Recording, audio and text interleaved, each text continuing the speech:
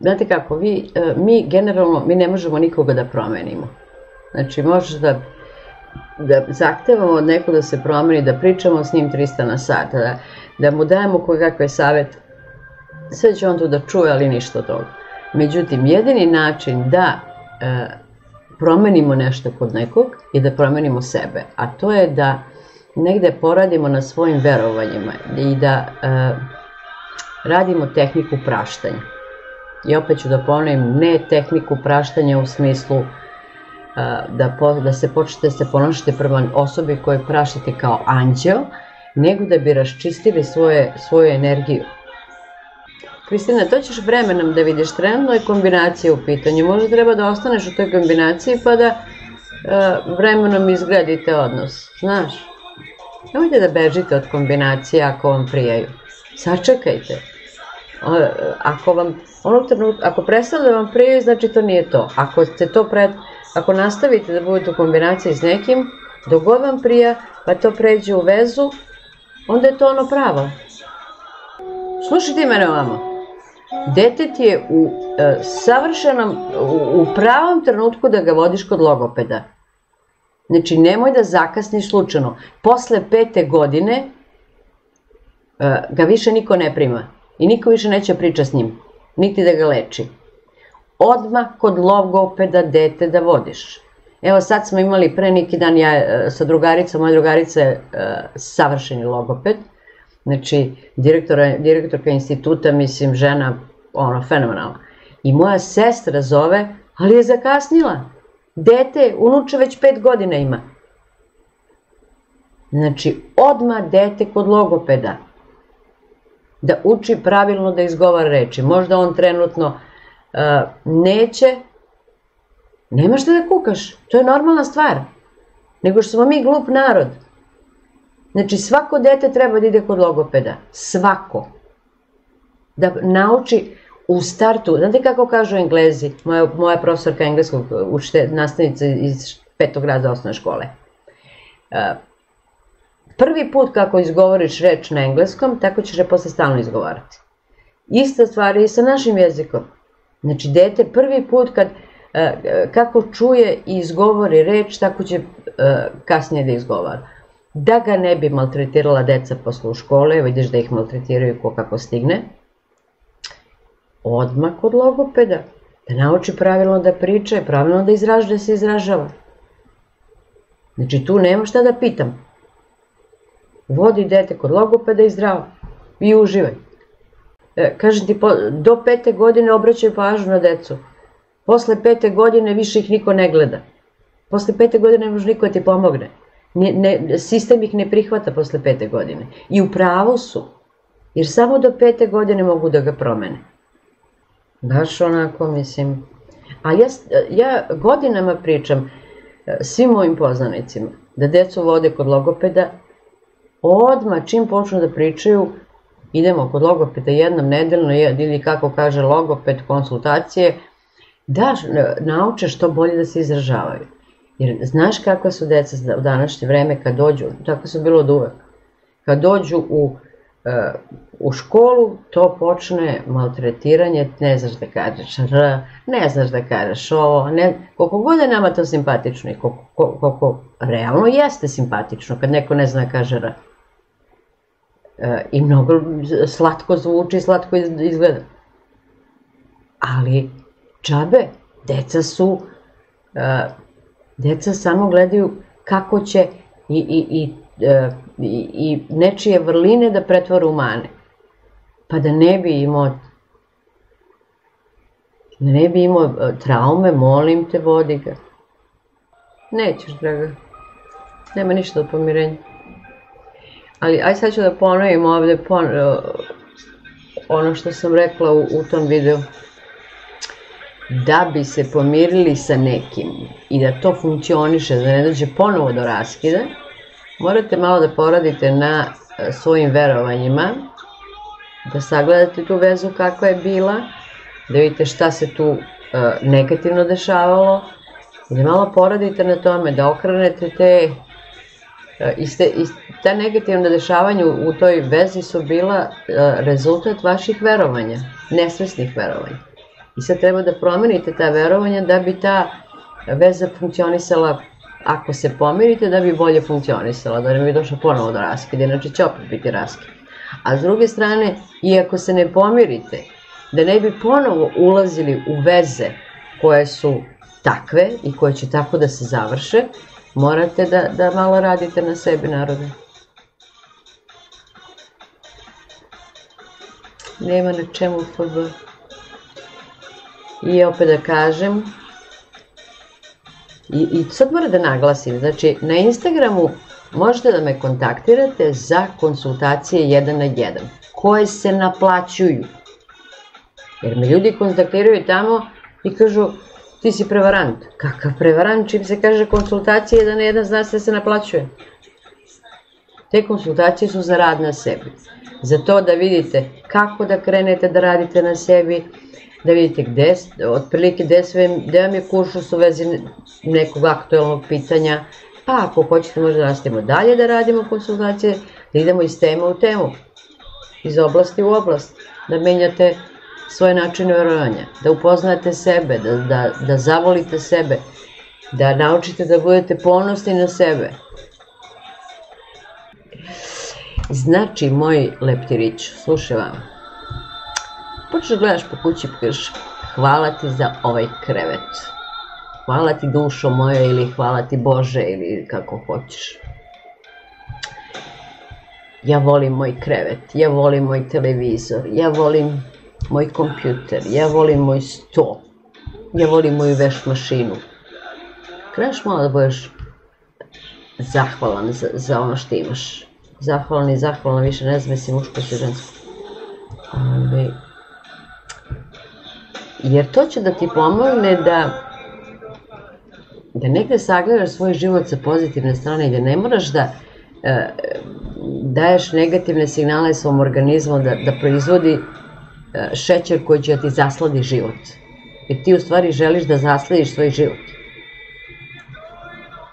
Kensi, ja sam danas bila zahvalna što imam zamrzivač. Znaš, baš sam onako... Hvala, Kensi.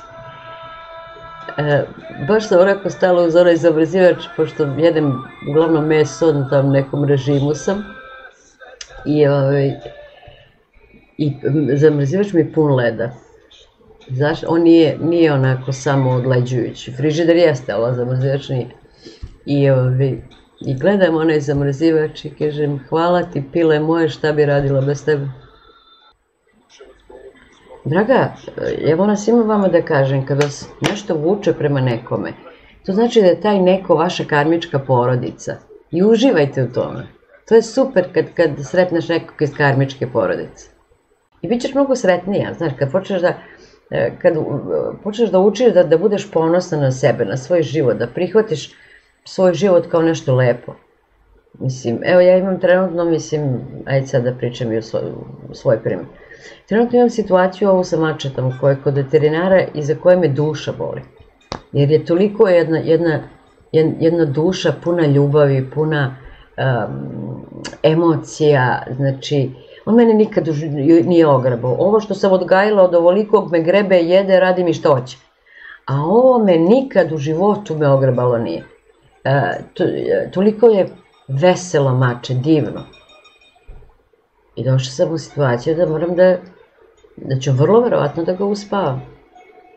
I šta sad da radim? Da li ja sad treba da zabranim sebi da uopšte imam bilo kakvu životinju ikad u životu? Jer ja to emotivno ne mogu da podnesem. Pa ne. Nego, brate, moram to nekako da sagledam kao život. I evo šta radim. Molim Boga da mu olakša muke, da mu da strpljenje, da mu da spokoj, da mu da šta god je najbolje za njega. Znači, ista stvar, šta god da se dešava u našim životima, svi mi moramo, jedino za sebe što možemo da uradimo je da naučimo da sa strpljenjem gledamo šta se dešava oko nas, da menjamo svoja verovanja, ne bi li lakše podnosili ove teške životne lekcije koje imamo svi, i da naučimo da budemo ponosni na to kako kroz šta smo prošli, kroz šta prolazimo, jer stvarno su nam lekcije teške. Svima su nam lekcije teške. Nema tu. Šta god da proživljate u životu, mislim, je teško. I treba biti ponosan, bre, mislim, ono u fazonu, svaka mi čast. Ja sam do pre godinu dana sam radila na tome da naučim da volim sebe sve više i više, što je i cilj našeg života. Međutim, onda sam shvatila da se ja ne ponosim stvarima kojima treba da se ponosim. A ne samo svojim talentima i sposobnostima, nego sobom kao sobom. Za sve ono i ono negativno što sam prošla, pogotovo. Tako da i vama to isto pričam. Ajde bre. I mnogo, da vam kažem, svi duhovnjaci pričaju da je ovaj život treba da bude igra. Da je ovaj život san i da mi to treba da gledamo kao igru. I kako stvari stoje, bukvalno je tako. Imamo koje, kako bi to zovemo, iskušenja, a u stvari razvoj i događaj. Kad pogledam moju situaciju s mačetom, ko zna zašto? Ko zna zašto to mače bolesno u mom životu? Možda mene štiti od nečega. Ko zna? Možda on nije prava osoba za tebe. Čim muškarac ne prilazi ženi, to nije to. Muškarci koliko god da su imaju frku da priđu ženi.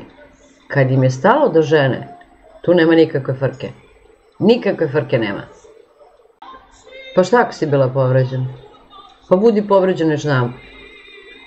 Ako ćeš da provedeš 5 dana u ljubavi s nekim, pa zar nije vredno? Bila sam povređena. Ako želiš da u sledećoj vezi ne budeš povređena, onda moraš da poradiš na tom delu.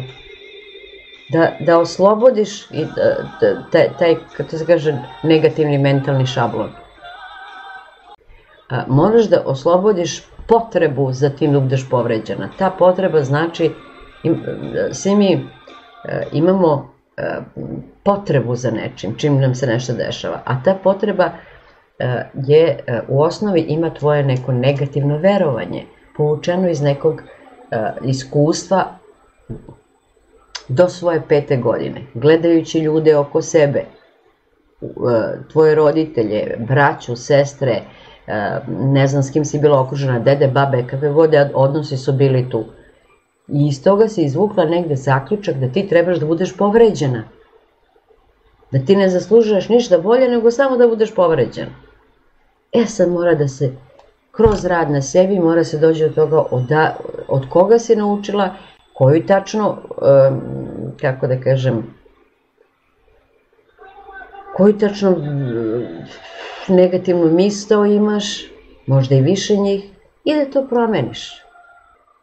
Možda je tvoja mama živjela u strahu da ne izgubi tvog tatu. Ili si vidjela nekog u tvojoj okolini da je bio stalno u strahu da će da izgubi ljubav, da će da izgubi ljubav. I ti si prihvatila nesvesno verovanje da je ljubav moguće izgubiti. Razumeš? Draga moja, ja ne izmišljam krive drine, ja sam sve naučila iz knjiga. I kroz rad sa ljudima. Prvo sam naučila kroz knjige, pa onda s mojim učiteljem, pa onda kroz rad sa ljudima. Ništa ne izmišljam. Sve što znam ja delim sa vama. Sve, dragi moji, sve što nam se dešava negativno u životu. I što nas boli. Znači, moguće da su neke negativne stvari da vas baš briga. Međutim, ako vas nešto boli kad se desi, ako se ponavlja, to se zna da tu imate negdje mentalni šablon negativan. Ali to može se promeni. Možete promeniti to. Ne može preko noći, naravno, jer je vaša duša, vaša podsvest, nije to, ona jeste poput kompjutera da vi downloadujete šta želite u svoju podsvest, ali nije kompjuter da vi možete samo da izbrišete i da stavite novi program. Nego, brate, mora malo da da budete uporni, da vaša podsvest poveruje da vi stvarno želite da promenite to verovanje. Jer su tad kad ste vi to verovanje stekli, bol je bio mnogo veliki. I sad vaša duša, podsvest da poveruje da vi više taj bol ne osjećate, da treba da se čisti malo po malo i to će da se očisti. Ja mislim da mi treba da naučimo, sad pričam i o sebi, da mi treba da naučimo ne da kontrolišemo empatiju, nego da je razumemo. Znaš, kao što ja sad zovem moje mače. Baš sam razmišljala, kad su mi umrli otac i majka, onda sam bila tužna zbog njih, ali više zbog sebe. I sad sam baš razmišljala što se ovog mačeta tiče, da li sam tužna zbog sebe ili zbog njega, jer ako sam zbog sebe tužna, mislim, to ću da prekinem iste sekunde, razumeš? Međutim, shvatila sam se zbog njega tužna, što je njemu teško. A onda sam, kad sam počela tu noć, kad sam imala haos celu noć, prvu noć, počela sam da se molim za to da njemu, da mu daje spokoj i mir, da podnese to ko šta prolazi. I onda sam shvatila koliko u stvari to treba da prepustim višim silama i njegovoj duši, znaš. Tako da mislim da empatija treba da se razume. Znaš, da nam je to negde zadatak. Da razumemo svoju empatiju. Žene su čudo, ja ne znam kako vi žene, ajde sad ne kažem vi žene, neki žene generalno. Kako zamišljate da možete nekome da preuzmete nešto što je njegovo? Znači, ako je nešto moje, stvarno moje, ne može niko da ga uzme. Koliko god da se trudi. Ma naravno, bre. Ja sam imala sa mojim prvom ljubavlju, sam imala te situacije, pošto je on bio onako na glasu kao frajer. Meni nije bio, ali na glasu je bio. Mnogo dobar dečka, inače. I onda sam imala tako s vremena na vreme, svakih par meseci se pojavi neka koja misli da može da ga preotme. Ali sam ja bila u fazonu, hoćeš da ideš, izvolite brate, što mislim, ako ja treba da ga zadržavam, da ostane sa mnom, pa mislim, gde je tu ljubav? I nije otišao, mislim, ne može tako, gde ćeš je? I videla sam, znaš naravno, pa to ti pričam, ja sam i kod njega osetila da on ima simpatije prema tim ženama, znaš, ali očigledno da je bio dovoljno zreo, što i treba muškarac da bude zreo, da shvati šta je kombinacija, a šta je ljubav. Ali tako? Naravno, kada osetite, da vam kažem, kada osetite da nešto se odnosi na muškarce i na žene, kada osetite da nešto u vezi stagnira,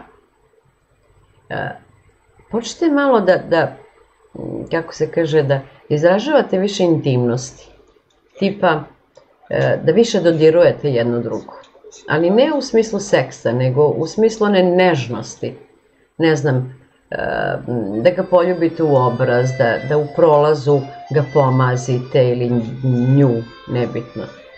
I recimo postoji nešto što se zove tantra yoga, gde možete ili ne morate ni tantra yoga, nego jednostavno malo začinite svoj seksualni život. Nekim fantazijama, pričamo o nekim fantazijama, življenjem nekih fantazija, kojekakvim glumama, mislim, napravite, kao scenariju napravite. To mnogo znači za vezu. Baš mnogo znači. Savet. Posle operacije treba malo da razmisliš šta je to što je stvorilo kod tebe potrebu za tom operacijom, u smislu iza svake bolesti postoji neki životni stav, negativan životni stav. Znaš, ako ne promeniš te životne stavove, nastavit će se u nešto drugo, znaš. Žučak, ja se imam trenutno Ja imam trenutno kamenu žuč. Žuč ti predstavlja